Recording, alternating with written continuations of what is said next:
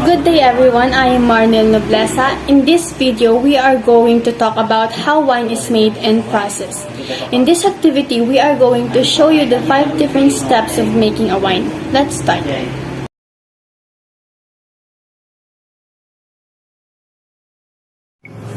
Good day everyone, I am Mandreve Kalisan and I am going to discuss about harvesting.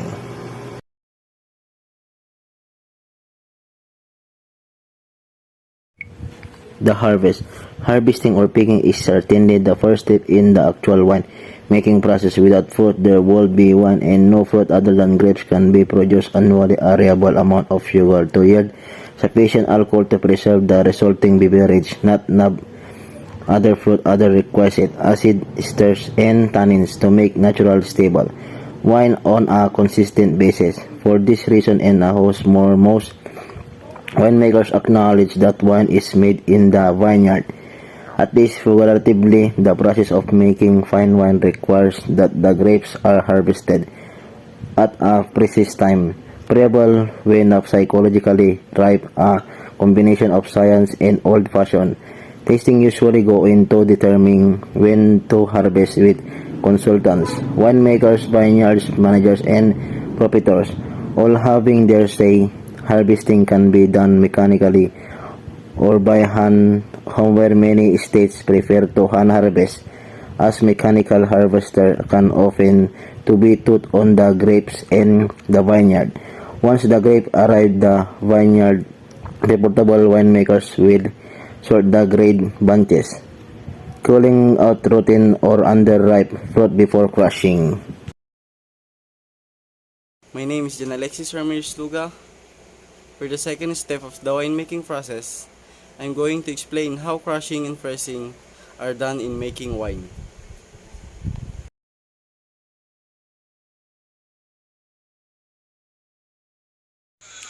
Crushing and pressing.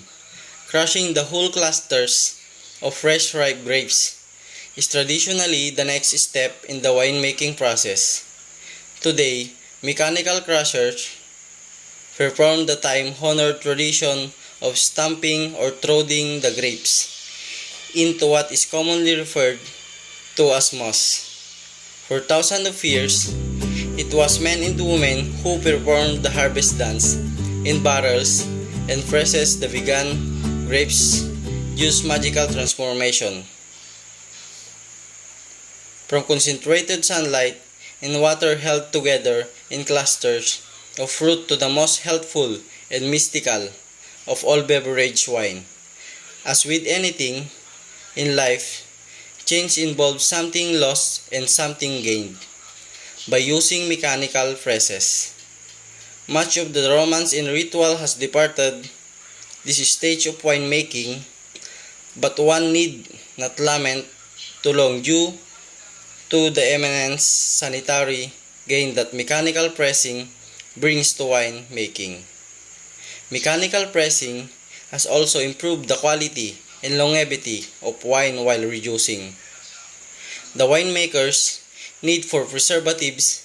Having said all this, it's important to note that not all wine begins life in a crusher. Sometimes, winemakers choose to allow fermentation to begin inside uncrushed whole grape clusters, allowing the natural weight of the grape and the onset of fermentation to burst the skin of the grapes before pressing the uncrushed clusters. Up until crushing and pressing, the steps for making white wine and red wine are essentially the same. However, if a winemaker is to make white wine, he or she will quickly press the moss after crushing in order to separate the juice from the skins, seeds, and solids. By doing so, unwanted color, which comes from the skin of the grapes, not the juice, and tannins cannot leach in the white wine. Essentially, white wine is allowed very little skin contact, while red wine is left in contact with its skin to garner color, flavor, and additional tannins during fermentation, which of course is the next step. I am Joanna Marie, and at this moment I am going to discuss all about fermentation.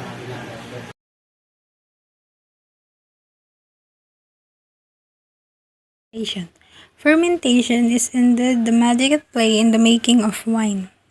If left to its own devices, master juice will begin fermenting naturally within 6 to 12 hours in the aid of wild yeast in the air.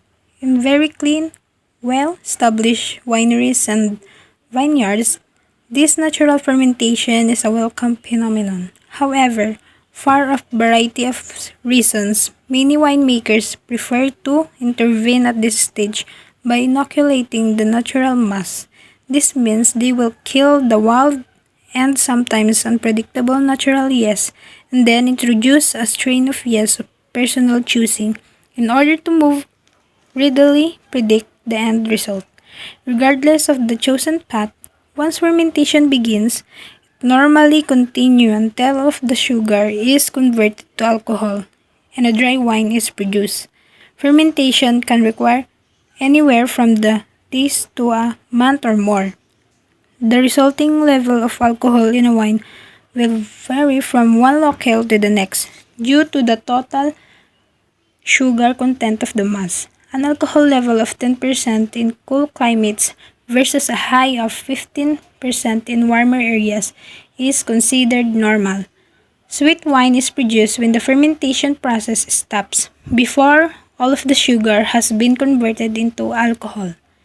This is usually a conscious international decision in the part of the winemaker. I'm Marisa Andaya. I'm discussing and showing the clarification process.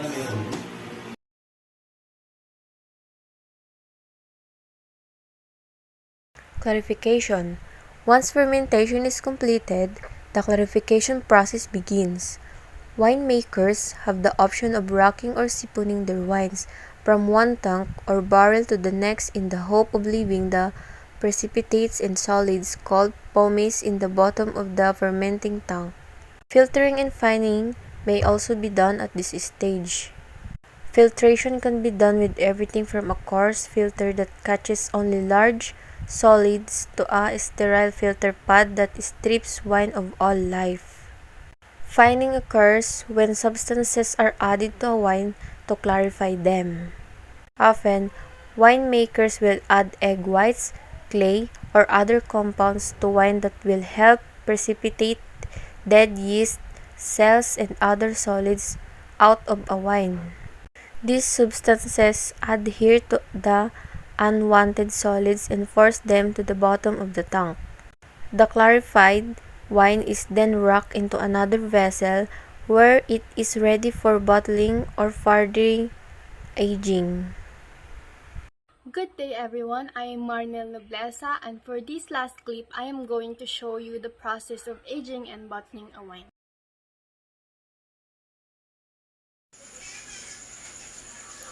The final stage of the winemaking process involves the aging and bottling of wine. After the clarification, the winemaker has the choice of bottling a wine immediately, which is the case of Beaujolais Nouveau, or he or she can give a wine additional aging as in the case of Grand Cru Bordeaux and Great Napa Valley Cabernet Sauvignon. Further aging can be done in the bottled stainless steel or ceramic tanks, large wooden ovals, or small barrels, commonly called barriques. The choices and techniques employed in this final stage of the process are nearly endless, as are the end results. However, the common result in all cases is wine.